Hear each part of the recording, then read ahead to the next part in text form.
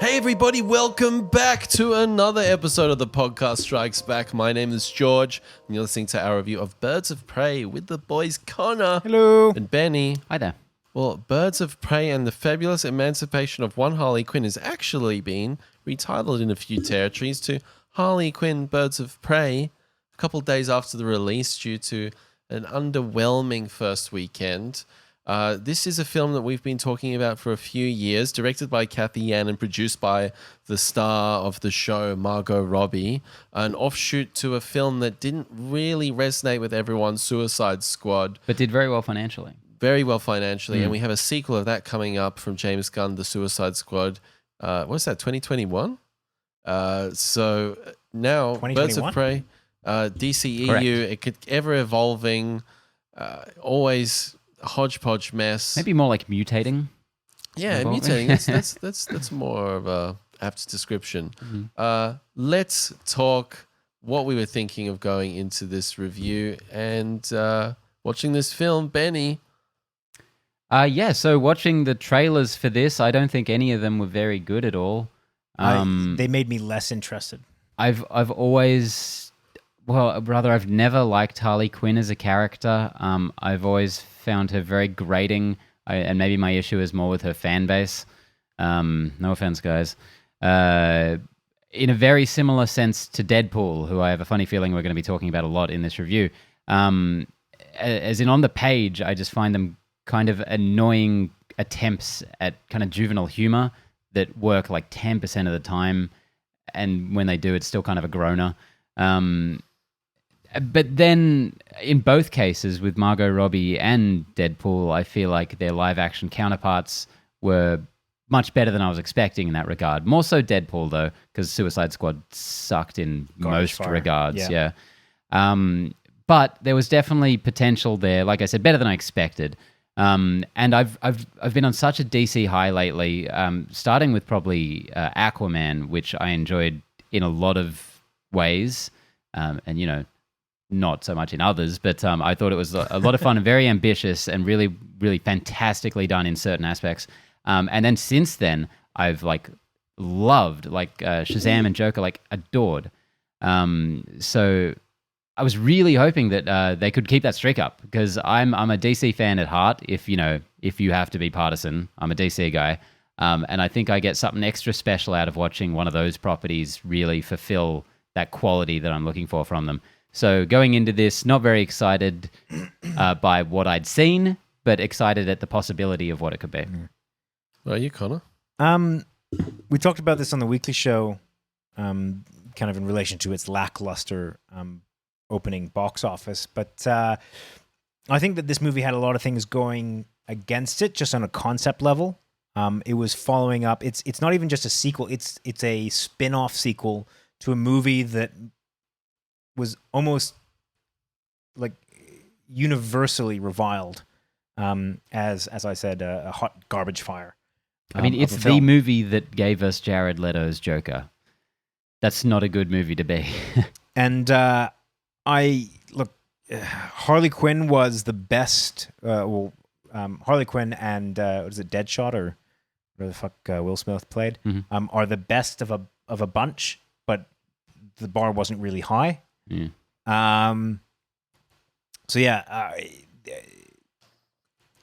Following that up and being a spin-off of a character that didn't have to drive the plot, that didn't have to be the main focus of attention, could just be off on the side and be silly. Having a movie that centers around that kind of person, this movie had an upward battle just into shit piles ahead of it. And the trailers didn't really do anything to help it. I was very much with you, Ben. After watching the trailers, it kind of felt almost as though it was trying too hard to show you how wacky and fun this movie was going to be, and it reminded me a lot of the marketing that Suicide Squad put out, although not as prolific. And that kind of sent some warning bells that this movie might be kind of headed the same way. So look, I walked into this certainly not expecting much. Can I go even further just quickly and say I probably preferred Deadshot, Captain Boomerang, Rick Flag, El Diablo, and David Harbour's like greasy senator to Harley Quinn in that movie. Really? Yeah, didn't love any of them, but yeah, I'm really not a Harley Quinn fan. Anyway, I think the most interesting aspect of this for me has been the fact that this is a producing vehicle for Margot Robbie and a starring piece. And I think, as a fellow Aussie, it's really great to see. She's beautiful. She's smart. She's producing the film. It's really awesome. But at the same time, the double-edged sword comes into play. It's like, does Harley Quinn deserve her own film? And can that be a successful piece of cinema or, in the modern movie landscape? And, she is probably the most popular version of Harley Quinn. That's huge cosplay. That's huge. Yeah. Everyone dresses up as Harley Quinn. She's super popular. But can that translate into dollars in the bank? And also Or a good great film. Yeah. So those are the question marks for me, and more of the interest in terms of the angle. All the stuff with Suicide Squad, I kind of like separate it from that somehow. I'm not even concerned with that. So, hey, here we go. Okay, guys, so let's jump into the spoiler review. So if you haven't seen the film, guys, get out of here and let's get into this discussion of Birds of Prey. What were some of the big things that stood out to you? I have a couple of things off the top, but Connor, a bit you're chomping early. at the bit. Well, it's a bit early for a Deadpool 2 remake, isn't it? Deadpool 2 remake, huh? Because that's kind of what this movie is in a lot of ways. Oh yeah, it totally is. You know eh? what? Yeah. The kid. Yeah, the kid. But I Yeah. felt as though I was really impressed Yeah. with Hey. with I was really impressed with this film actually, Oh yeah. in terms of the amount of stuff that it had stacked against it and what it ended up pulling off. Look, there's some moments of this film that are proper cringy and could probably do with a little bit of tender love and care, but overall, I thought that this was a surprisingly good job done by Kathy Ann and Margot Robbie. I liked the main, I guess, character development that was put forward. I mean, it could have so easily felt overly forced. I think that the whole bringing the team together could have also felt overly forced, and I genuinely think they did a really good job of introducing characters and kind of having a plot that naturally brought these people together, as opposed to some of the more contrived things, like particularly in Suicide Squad. The intros for the characters were just meh. I do think they set up a Gotham City that kind of realistically put all these characters in each other's orbits. Yeah, exactly. For sure. I think that's what is one of the biggest strengths of this film is the characters. Like, I felt like I cared and knew each one of those characters. They had a good backstory without it getting cheesy and expositional.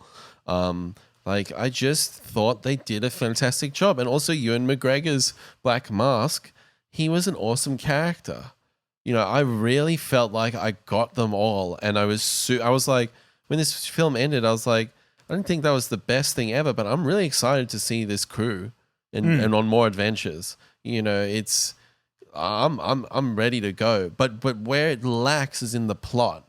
And I feel like that first, like up until the point where the Birds of Prey actually assemble and come together, this film is meandering around, going here, there, and everywhere. Tripping And over its own feet. There's this sequence where she comes in the police station and they've jumped out like 15 minutes of footage. And I turned to my wife, Ash, and I was like, how did she get there? Like, what's going it's on? the first thing I thought as well. But you know what? They actually employed that technique whereby there was a lot of irregularity. It was the unreliable narrator that they were using, because this is kind of narrated by Harley Quinn. So I kind of appreciated that the form of the film kind of reflected the character that was narrating it, which was, it is sort of a trope now of the, oh wait, I forgot to tell you that part type thing. This movie was just a little too close to, this is me. I bet you're wondering how I got in this situation. It's just a little too close to that it was for me. skimming that line, But wasn't she it? makes it work in the performance, I think. She do I. makes it work. And that sequence of the sandwich was just so well done. I felt like I was like I can imagine you endeared liking that sequence. to Harley Quinn. I was like, I want that sandwich. Dude. I know.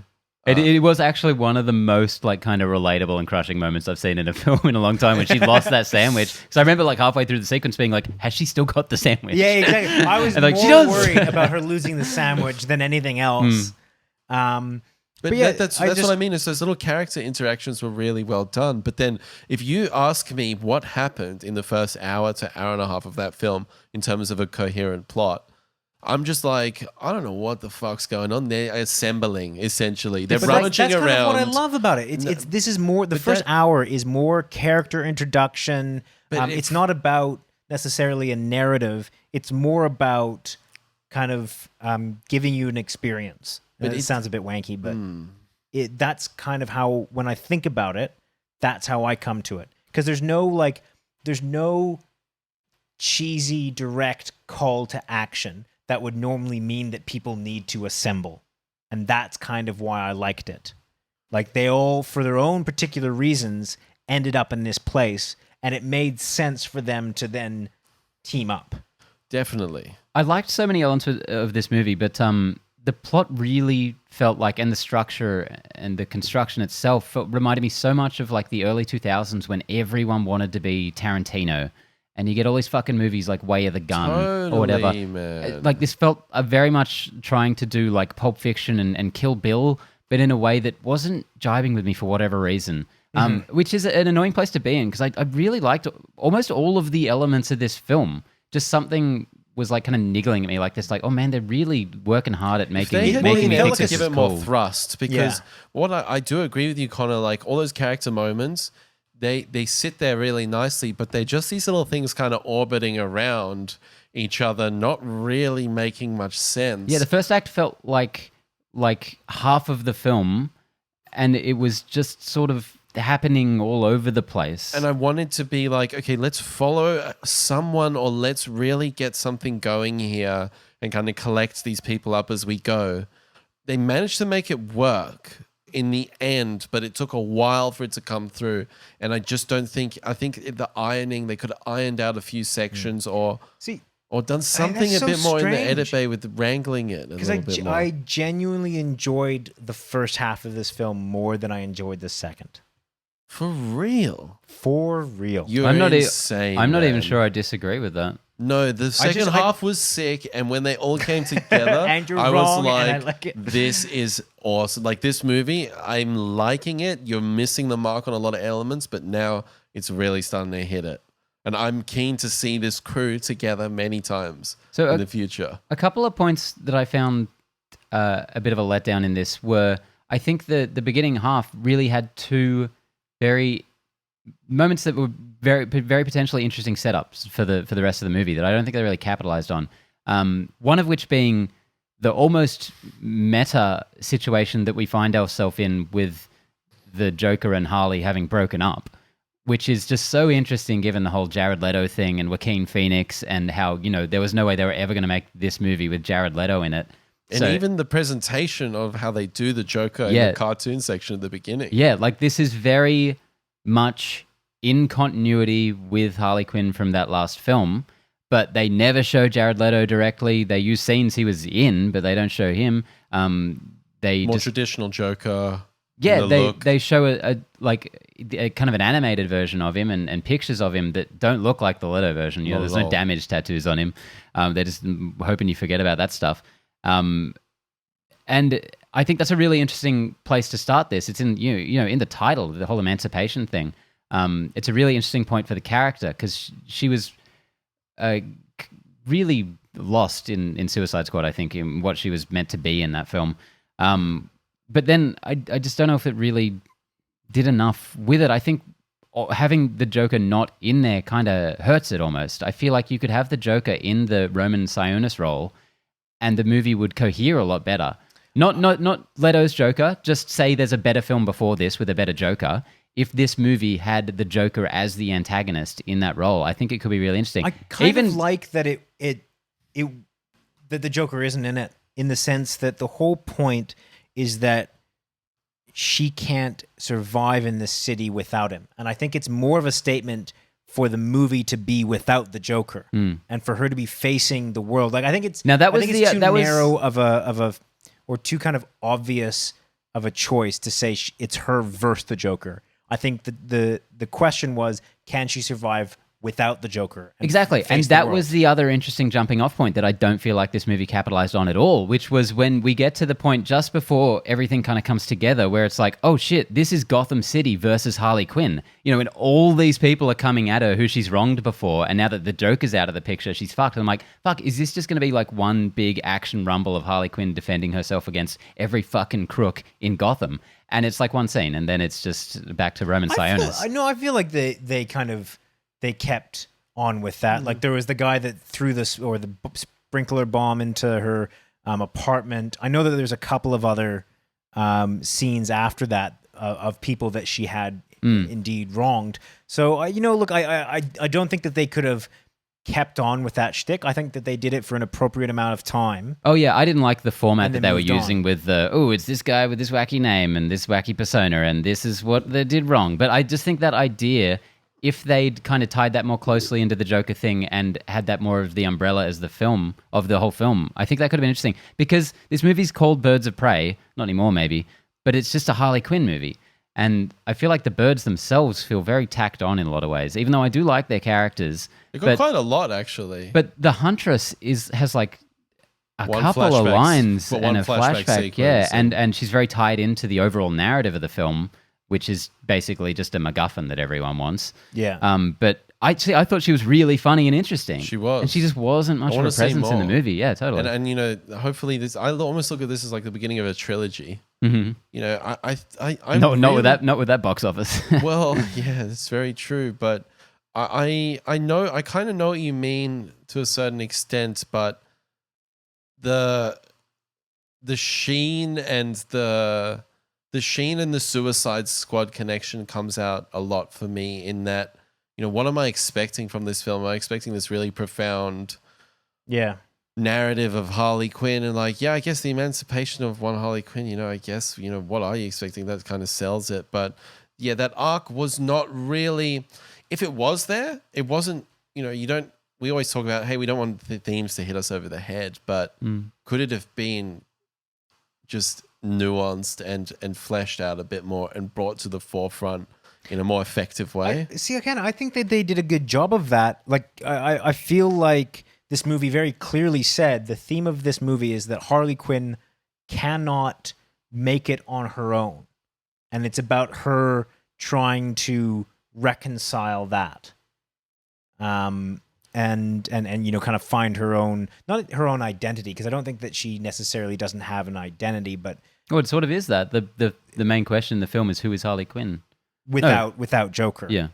And I just got confused. I've been watching the animated series. Oh, have you really? That's from that, yeah. Yeah. Like they share a lot of similarities. So yeah, I look, I think that they had a brief and they did it quite well, and I think that that's why I'm overwhelmingly positive on this film, is because with everything stacked against it, with my expectations, I think that they made a film that the stakes aren't hugely high. They're not trying to save the world. They had a good villain who was, his motivations were pretty average. He wants But- his diamond, baby. Exactly. And it was like the MacGuffin and all that. But the villain himself, like the character of the villain, seemed to provide enough that I was interested and engaged and entertained. McGregor was great. He was he killer. was He was so fantastic. much fun. It's Yeah. Best American accent he's ever done. The Doctor Sleep. No, better than Dr. Sleep. I reckon this one's a little shaky. But and so yeah, I really can't fault this film on its kind of irrelevant, potentially kind of haphazard first half, because that's kind of what I love about it. Irrelevant or irreverent? Both. Because I do agree, it's kind of irrelevant, which is annoying. It feels a I little. feel like it would be even harder on a rewatch, and I really wanted to see this again before we reviewed it because I'm still very much working through my own feelings on it. But And I think on top of that, look, if we haven't even talked about something that I thought was a really fantastic aspect of this, which was this as an action film. It was like a comic book action film. I was Which thought saving that. I reckon this is the best action The we've seen. stunt choreography This was is- insane. It's Yeah. fantastic, right? They got Chad Stahelski from John Wick to come in and do the There it is. Really? Yeah, the 'Cause action, these which fight stands scenes- out so much. They add something to this film, and there's a lot of films that you watch that that the action scenes are just there. And they Hello, kind of- Suicide Squad. remember Exactly, right? Deadshot's big moment? He's up on the car, just like shooting all the goopy dudes, and it's like, I've erased that wow, from my stunning brain. action. What? He's just standing and shooting it. pew, And this pew, this pew, movie has pew. just gorgeous action scenes, And- really and- well shot, put together scenes. Yeah, and inventive and thoughtful, and there's two things. I think this is a step above action in general, in the same way that John Wick is a step above action in general. But also,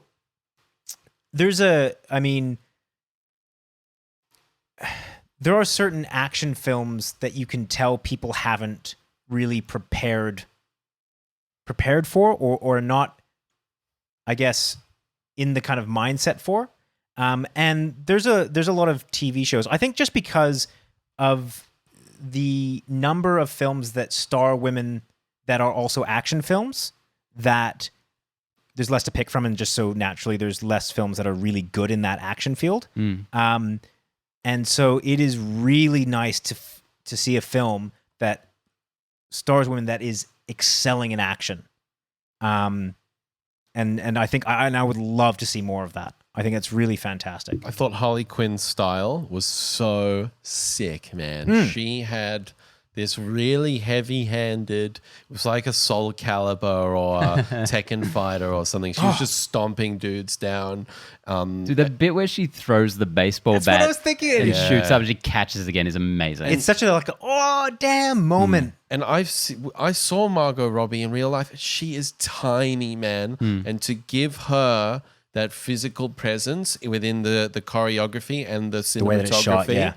I think it is absolutely outstanding. And I thought extremely believable female badassery without resorting to the Black Widow flipping around and doing the crotch Flippy, thing flippy. all the time. Like there was like none of that. But there was no moment where I'm like, There's lots of crotch she, kicks. she couldn't take this guy. Yeah. Like I thought it was all really like it felt like fucking street fighting, but really well put That's together. gotta Completely be agree.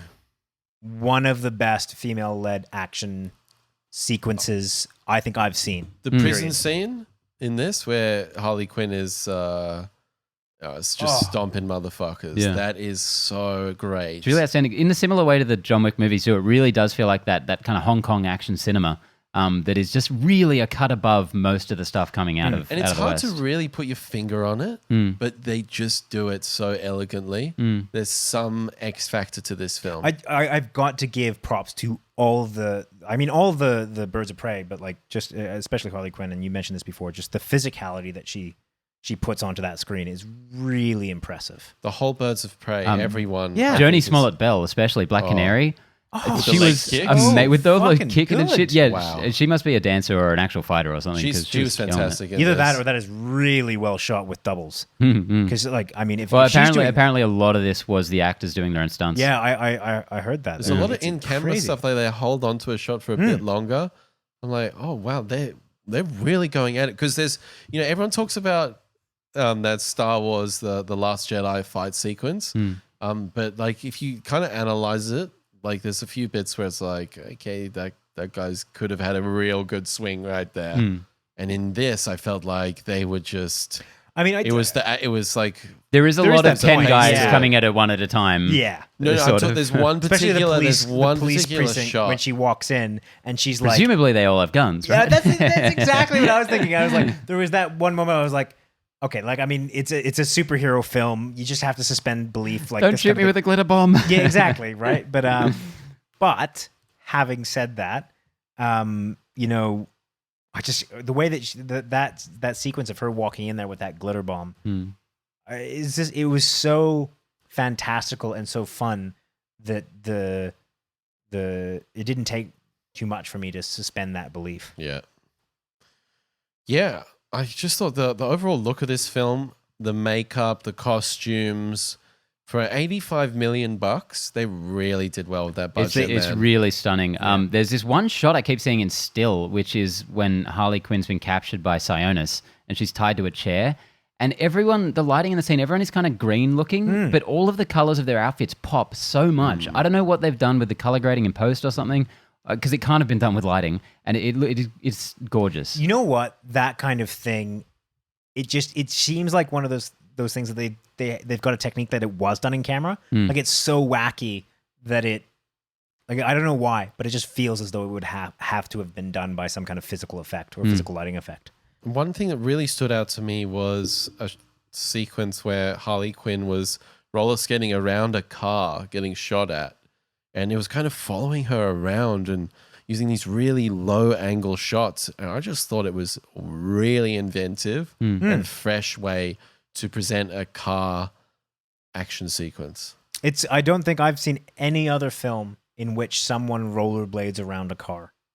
Off a scooter. Off a motorbike, yeah. It's as wacky as it's inventive and it's new, it's fresh, it's fun.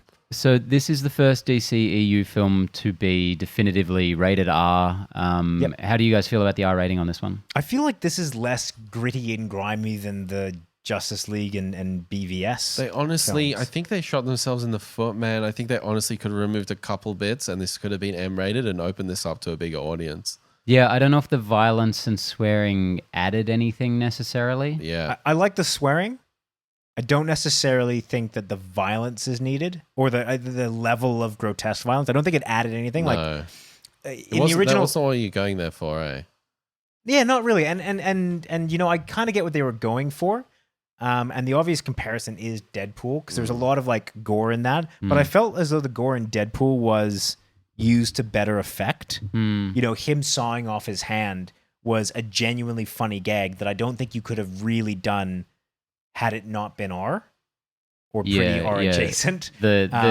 The gore or the violence inflicted on Deadpool himself Yeah, is exactly. very funny because you know he can't get hurt. He's a fucking Looney Tune. Exactly. Or But, like the guy that's splattered against it's such a kind of like, for me, a visceral moment of Deadpool where he's splattered on the sign and he falls off and like. But Roman Sionis exploding made me feel a little uncomfortable. I don't know why. Yeah, It's so graphic. I know. I kind of wanted sharks to come up and start eating him or Yeah. something because I'm like, this is too over the top. It's gross. And I also wanted his mask was so bad. I looked very CW. I really wanted that thing to get burnt onto his face or something because in the comics really? he's got that permanent, like he's like the Red Skull. He's okay. got the black mask. Okay, yeah. And I thought he looked so dumb in this movie. No, I kind of get you on that, But yeah, for did this film- they say the C word in this at all? I thought they did. Yeah, I believe there was at least one. Because there's an episode where they say it a lot in the cartoon series, and I can't remember which is which. But I feel like, you know, you can get away with a fuck. I feel like Yeah. this could have done a PG-13 version that would be largely Or the even same. like an M. Well, that's what that would be I don't here. think Oh, yeah. I don't think the gains of what that brought forward with the gore. Yeah. You know, like You could take this. you can still have the being- demasking thing, like the Oh, yeah. defacing Forgot thing about that he did, but you just do it. I just thought that cut was a bit away. much for a comedy. It was so like an intense, action comedy, dude. yeah. So intense. Because there were those Ugh. moments of trying to make Black Mask like a really intimidating villain. I don't think they worked as well as making him an entertaining Especially that villain. one scene with the He's- girl on the he's table. stripping that on the was table, really, yeah.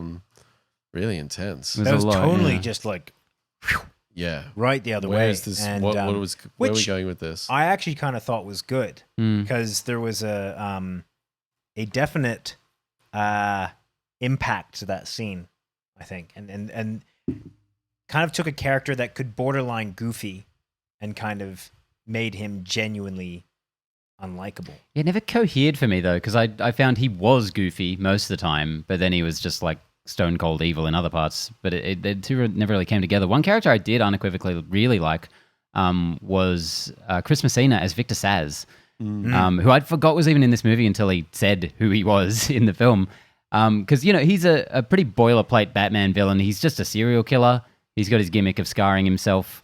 But I thought his performance was just really kind of creepy and Very unsettling. underplayed. Yeah. Very But unsettling. we've seen the creepy henchman, the really intimidating creepy henchman. But he had a little, like, there was almost like felt like there was a romantic thing going on with Ewan I think that McGregor. was definitely the subtext of that. So there was, he just had a little bit different vibe to him, which was so intriguing. Like they went specific with it where he was being creepy towards the girls in certain parts, but just on his own, he actually had this weird menace about him, which I really Unhinged, liked. like craziness. Yeah. Yeah. I honestly, I truly loved Black Mask in this and everything Ewan McGregor did. I'm kind of bothered that two of the best villains I feel like we've gotten in the DCEU have both dispatched in this film. Definitively. Very, very gone. much so, yeah. Actually, I mean, Saz could technically, I suppose, come back. Yeah. I did love the physical comedy of her stabbing him at the end that was there. great. That was one of my kind of laugh out loud moments. A few too many musical needle drops, I felt like, Really? I quite appreciated the music. Nowhere in this. near as bad as Suicide Squad, but but it was like. how about there was- Diamonds Are a Girl's Best Friend? There was one too That was many weird. I That was felt in this. so out One of left too many. field, and Yeah. that was it. Took it to another level. So it wasn't just like a musical drop. It was like they full went on show tune her singing, which felt very out of place. But again, I kind of weirdly appreciated it. Yeah, that moment did nothing for me. I was like, let's move on here. I Then mean, it ended. I'm like, oh, you I- could have cut that quite Ultimately, easily. if that had been cut, I don't think it would have made any real difference to the film. I don't think it added too much, but like I wasn't angry at it. Mm. I was so happy to see Baby Cobra herself, Ali Wong, who's got two awesome stand-up specials on Netflix. Mm. As Yeah. she was, Although was she not really funny at all. No, she wasn't in this. Renee Montoya's ex. Yeah, that's the funny thing. It's an action comedy through and through. This is a comedy film, and you get Yeah, Ali yeah. Wong to just be in a serious role in it. But I'm just like, Possibly I'm the glad most she's serious role in getting the thing. bigger and bigger. Not like as in she's eating too much, like her stardom. Wow. I was expecting more of a pregnancy joke Yeah, there, sorry. given her show. Rosie Perez is Renee Montoya because that's a huge character from the comics. There's a long running series I read, Gotham PD, Gotham City PD. I liked her arc. I thought it was like this is where, do you have too many characters? You skim over everything. Does everything seem super cliche because you don't actually have enough time to add nuance? Yeah, I can see the argument there. Yeah, but, yeah. But I actually really got a kick out of all of her stuff, and it was good. Wasn't great. It was good. Yeah, I just really feel like the Birds of Prey angle of this Birds of Prey film was a little undercooked. I think that if this movie had been longer and had there been more time given to the supporting cast, I don't feel as though that would have done anything for the film as a whole. I did not want this movie to be longer. No, That's kind of my point. And I don't. Yeah, well, I was reading Collider earlier today, and they had an interesting theory, which is I don't know if you guys remember us reporting on the show. Every week, it seemed for a while there was a new Harley Quinn movie being announced. There was the Joker Harley Quinn, there was the Gotham City Sirens, there's the Birds of Prey, and I heard just throwing out names and testing the waters. They posited the theory that after she won her Academy Award for I, Tonya and got all that producer clout that she's really swinging around now, she kind of brought all of those projects together, and I can really feel that because this movie feels a little all over the Patchwork. place in that way. Yeah, Makes sense. That's why that would explain why the plot's so cooked up. yeah, and we haven't heard anything about those other properties in a long time. So I could see that kind of being the case, and it's a shame because I really think so many elements of this movie are so strong. Yeah, I thought Mary Elizabeth Winstead as well was awesome. Like very little screen time, but just even like her character having this name that nobody refers to her Really as, funny. just really well played. It's a and good then long gag. You're the daughter of that crime lord or whatever. And also just a really funny Well done. kind of, she's been training her whole life to get revenge and kind of following that to its natural conclusion, which is like, yeah, she'd be really bad with people. Yeah. Like she would not be able to hold a conversation. Like she's super awkward, which I think is really, really clever. Yeah. What did you guys think from a visual standpoint? I know that we said this movie looks good, but like just obviously very colorful. Lots of like kind of in particular that police scene where she goes in and is blasting people with those glitter guns. Very her kind of like walking through dust. There was a lot of George, I think you might have something to say about this. A lot of like slow motion, kind of flipping in the air type stuff. What did you think of all that? I thought that, did you guys get it was kind of like a turquoisey, greeny look to this film? I mean, among And other, I thought that was quite things, an yeah. interesting sort of base set of colors to riff off. It's kind of like a washed out. You know how Harley Quinn has those sort of washed out colors? It was kind of like that watercolory, washed out look that I thought was really interesting from a visual standpoint. And I just thought everything looked extremely well put together for $85 million. Yeah, I would say the DC movies, Man of Steel onwards, have all looked fantastic. Yes. With the exception of some of the reshoots in Justice League. Yeah, very true. But largely, like they all have a strong aesthetic to them that we don't see necessarily in all these superhero movies. I think this movie looked great. Well, anything else to add to Birds of Prey? Did you want to do a final wrap up or any final little tidbits, thoughts, opinions, Feelings? you got to get off your emotions. chest? Yeah, look. Ultimately, I just my I said this before. My expectations were not high for this film, and I think that they landed squarely above those expectations. And so I really had a good time with this film. Enjoyed the soundtrack. I liked the visuals. I'm always a sucker for slow motion. People flipping in the air. The choreography, bullshit. fight scenes, action type film, I think is a step above probably anything that we've seen in the DC EU so far. In fact, I don't think I've seen a DC property in the last 10, maybe 15 years that rivals this in terms of choreography. Correct me if I'm wrong. Is there Green something that- Lantern. Oh, my mistake. No, but actually, that is a genuine question. Can you think of anything that on an action level has been this good from the DC? From DC. Oh yeah, that the Bane Batman fight sequence in the sewer. Oh, that you said was the best hand-to-hand fight. Why would you bring legacy motherfuckers? Why would you bring At least that I bring up? the funny moments, huh? Come on. Yeah, it was something. I think that this film is a bit non-consequential, but ultimately, I think that's kind of the point, and I got to give it. I kind of like that. I think this movie did a really interesting job in terms of its marketing or lack thereof. It never felt like it was forcing the girl power angle. This is like the first superhero female team up movie, but I feel like under like Wonder Woman and Captain Marvel, they weren't really pushing that as hard. And I think in the movie itself, that really plays out as well. Like, I don't think anything in this movie felt forced, despite there being several really clear, specific, female written and or directed moments but they just felt natural. They came from the characters. Like, I think one of the more infamous I didn't moments. feel like I was being preached to or anything. Totally. like I think that. one of the more infamous moments, and it's completely natural, is the hair tie moment where Black Canary gets a hair tie off of Harley Quinn because her hair keeps getting in her face, which is something I hear women complain about all the time about action heroines. The fact that they always have their long hair down, and that would be impossible to do. Like you said, it's never felt preachy or anything. It just felt very natural and character based, which is really cool. Yeah, it's cool to see a film pass the Bechdel test because Thoroughly. it doesn't happen very often. I actually walked out of this film thinking that was so much better than I expected.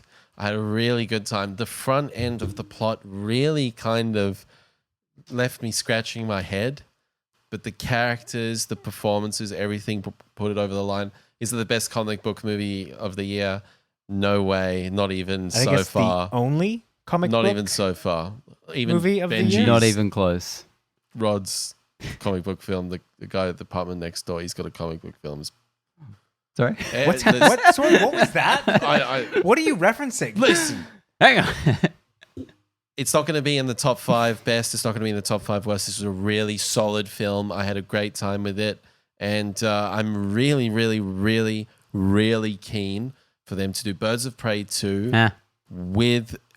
you saying that thing with Collider of the hodgepodge scripts, no doubt that happened. That makes so much sense. Let's get a single vision through the door. We've got this. Keep set Kathy up. Ann in there because this was a very well directed 100%, film. Very well directed. The screenplay was just not quite that polished enough, I think. Yeah, I'm in a weird position with this one where I liked almost every element of the film. Unfortunately, I still don't like Harley Quinn very much, and as a whole, it just didn't work for me terribly well. I definitely liked it, and I have been recommending it to people because I think it has a lot of strong elements to it, and I definitely don't think this is like breaking DC's streak of good movies because I think it is very solid. But unfortunately, didn't walk away loving it. It's that whole thing of the whole is not the sum of its parts. Yeah, unfortunately. Well, and I hope a crazy thought. I mean, I'm fucking around. I hope that this doesn't dissuade DC from just keeping on chugging along and just making seemingly whatever they want to make. Yeah. Unless the budget picks up like markedly on this one, I think that will dissuade DC. Well, I hope Suicide Squad goes ahead as they intend, and I hope it's good, and I hope it's a success. Because I mean, it's done relatively well in Australia for Australian standards. So, I mean, maybe it's just a slow start, and well, as we mentioned on the weekly show, word of mouth will get out. Worst debut, worst opening weekend for a DC film in 10 years since Jonah Hex, which is that's brutal, man. Not great. Where's everyone? Why aren't they turning out for this? What is what's the well? I mean, the trend has been slowly downward, hasn't it? That's all over the place. Joker was their last film. Cracked $1 billion. Oh, I mean, that's a good point. Aquaman Sorry, I was cracked thinking $1 billion. Shazam. Aquaman cracked $1 billion. Shazam was middling, but still did very well for its budget. Wonder Woman did amazingly well. I was just thinking of opening weekends as well. Sorry? I was specifically thinking about changing opening your weekends. tune, huh? But no, but Joker I'd have still been wrong with Joker because that came out swinging.